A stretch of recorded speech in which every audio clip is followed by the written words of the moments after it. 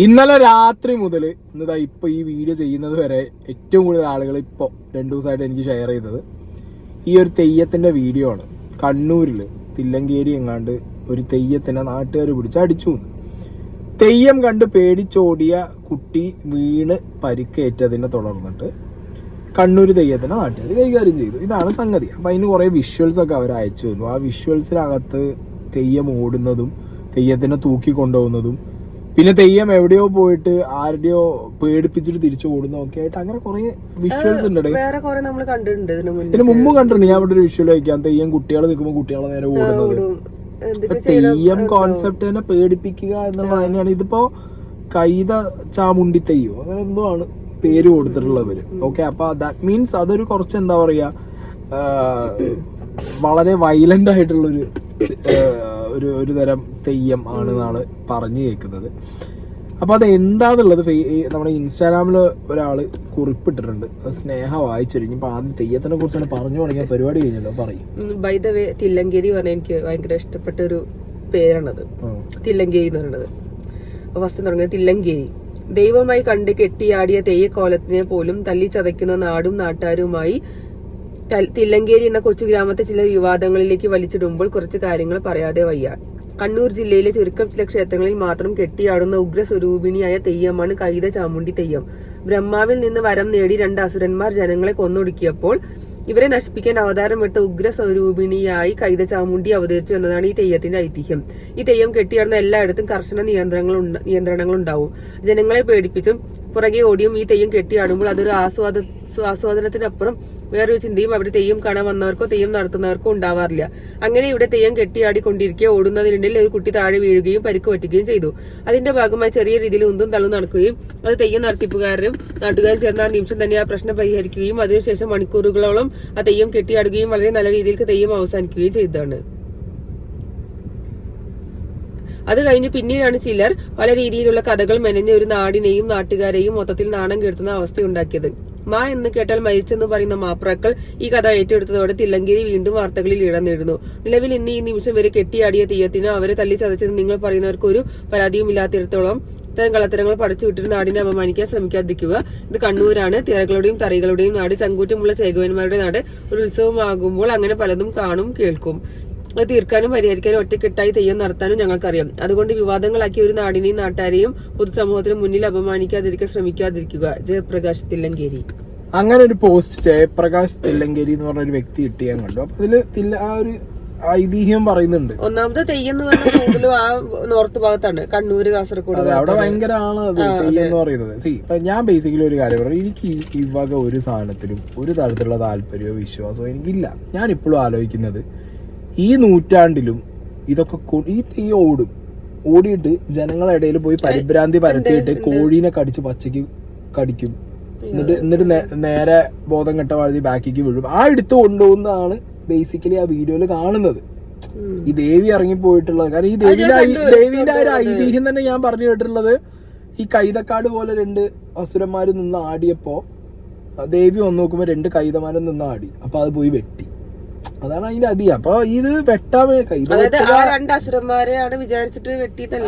അസുരനെ വെട്ടി. അസുരൻ കൈതയായിട്ട് നിന്നപ്പോ അസുരനെ പോയി വെട്ടി. അതാണ്. അപ്പൊ അത് റീക്രിയേറ്റ് ചെയ്തിട്ടാണ് വീണ്ടും ഇപ്പൊ ഇത് നടന്നുകൊണ്ടിരിക്കുന്നത്. പക്ഷെ ഇത് കുറച്ച് വയലന്റ് പരിപാടിയാണ്. ഞാൻ ഇപ്പോഴൊരു വീഡിയോ വെക്കാം. അതായത് ഒരു വ്യക്തി ഈ കൈതച്ചാമുണ്ടി കാണാൻ നിന്നൊരു വ്യക്തിയെ ഈ തെയ്യം പിടിച്ചിട്ട് ഒരു അറ്റ വലിച്ച് താഴെട്ടൊരു ഒറ്റ അലക്ക്. അപ്പൊ ഇത് കുട്ടികളും പേടിക്കും, ഉള്ള നാട്ടുകാരും ഈ പറഞ്ഞ മാതിരി കുറച്ച് എന്താ പറയാ ഡേഞ്ചർ പരിപാടിയാണ്. അപ്പൊ ഇത് സീരിയസ്ലി ഞാൻ പറയാം, ഈ ഒരു നൂറ്റാണ്ടിൽ ഇപ്പൊ ഈ ശൂലം കുത്തുന്നത് മറ്റേ കനലിൽ കൂടി നടക്കുന്ന പോലെയൊക്കെ തന്നെയാണ് ഈ പരിപാടി. ആളുകളെ പഠിപ്പിക്കുക, കുട്ടികളെ പഠിപ്പിക്കുക, നാട്ടുകാരെ മെക്കെട്ട് കയറുക. അങ്ങനെയൊക്കെയാണോ ദൈവങ്ങള്? എനിക്ക് ഇതൊന്നും ഡൈജസ്റ്റ് ആവുന്നില്ല സീരിയസ് ആയിട്ട്. പിന്നെ ഈ ഒരു പെർട്ടിക്കുലർ കേസിൽ കുട്ടി പേടിച്ച് വീണു എന്നാണ് പറഞ്ഞത് തെയ്യം കണ്ടപ്പോൾ. ഈ കുട്ടീന്റെ മാതാപിതാക്കള്, അതാണ് സംഭവം എന്നുണ്ടെങ്കിൽ മാതാപിതാക്കളാണ് ആദ്യം തലക്കിട്ട് ഓട്ടണ്ടേ.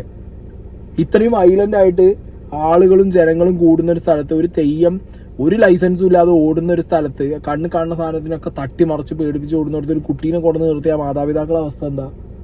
അവരെന്തിനാ പണി കാണിച്ചത്? ഇതിന് ചോദിക്കാൻ ഒരുപാടുണ്ട്. കാരണം ഞാൻ പറഞ്ഞല്ലോ, പല മതങ്ങളിലും പല തരത്തിലുള്ള ആചാരങ്ങൾ ഇപ്പോഴും എന്താ പറയുക ഭയങ്കര വയലന്റ് ആണ്. നമുക്കൊന്നും എനിക്ക് പേഴ്സണലി എനിക്ക് ഒട്ടും അത് ഡൈജസ്റ്റ് ആവില്ല. കാരണം ഈ ഒരു നൂറ്റാണ്ടിൽ ഈ കാലഘട്ടത്തിൽ ഇങ്ങനെ വയലന്റ് ആയിട്ടുള്ള ആചാരങ്ങൾ ദൈവങ്ങളെ പ്രീതിപ്പെടുത്താനും ദൈവമാണ് എന്നൊക്കെ പറഞ്ഞിട്ട് ഇപ്പൊ ഈ ഇവിടെ കച്ചറ ഉണ്ടായി. ഓബിയസ്ലി അവിടെ കച്ചറ ഉണ്ടായി. ഇവർ ഈ പറയുന്നത് പോലെയല്ല, അവിടെ കച്ചറ ഉണ്ടായിട്ടുണ്ട്.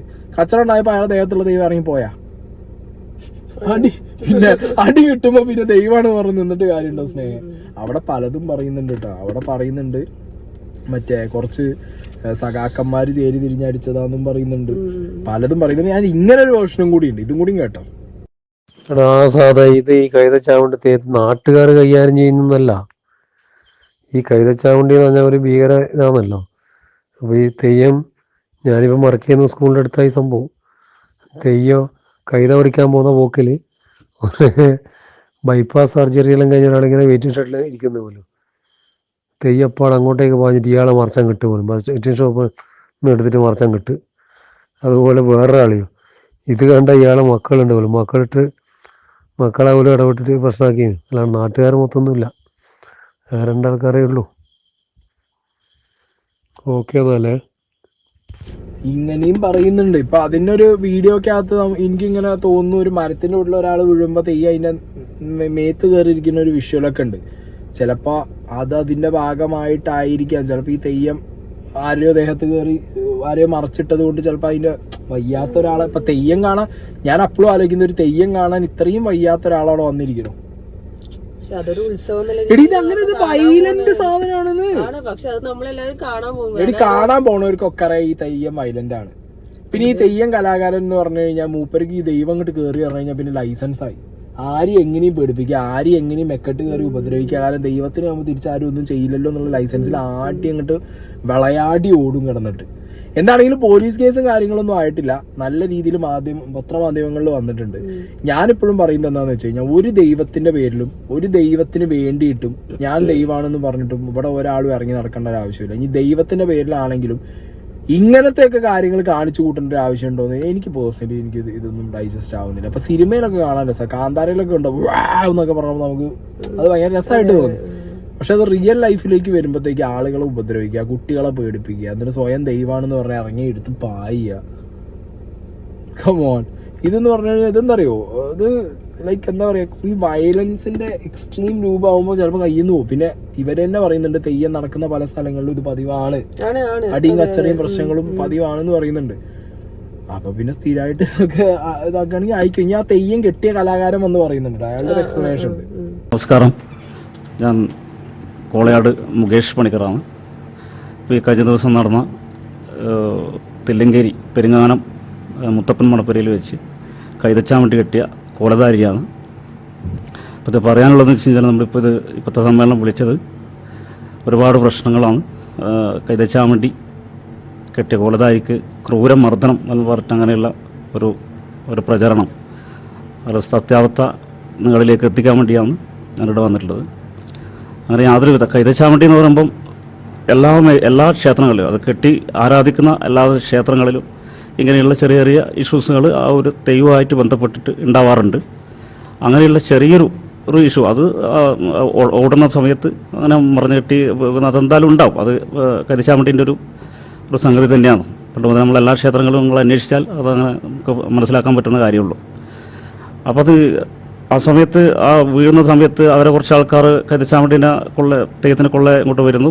അപ്പോൾ അത് കമ്മിറ്റിക്കാർ അത് തടഞ്ഞു മാറ്റുന്നു. ആ ഒരു ചെറിയൊരു 5 മിനിറ്റത്തെ ആ ഒരു ഇഷ്യൂസ് കോലധാരിയെ ക്രൂരമായി മർദ്ദിച്ചു. എടുത്തുകൊണ്ടുപോകുന്ന എടുത്ത വീഡിയോ എല്ലാം അതിൻ്റെ ചടങ്ങുകളാണ്. അത് എടുത്തുകൊണ്ടുപോകുന്നതെന്ന് വെച്ചാൽ അതിൻ്റെ ഭാരണയും അതിൻ്റെ മാംസങ്ങളെല്ലാം ഭക്ഷിച്ചിട്ട് കുറച്ച് രൗദ്രതയുള്ളൊരു മൂർത്തിയാണ്. അപ്പോൾ അതിൻ്റെതായ ഒരു സ്വഭാവം എല്ലാം അങ്ങനെയുള്ളതാണ് അങ്ങനെ ആ ഒരു തെയ്യാന്നത്. അപ്പോൾ അത് ഈ എടുത്തു കൊണ്ടുവന്നതെല്ലാം അത് ആ തെയ്യത്തിനെ പറ്റി അറിയുന്നവർക്ക് കൃത്യമായിട്ട് അത് മനസ്സിലാക്കാൻ പറ്റുന്ന കാര്യമുള്ളൂ.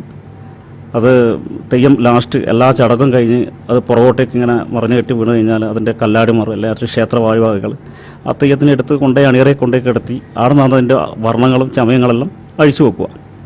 അപ്പോൾ ഒരു തെറ്റായ പ്രചരണം ഈ നടന്നതിൻ്റെ അകത്ത് ഒരുപാട് സങ്കടമുണ്ട്.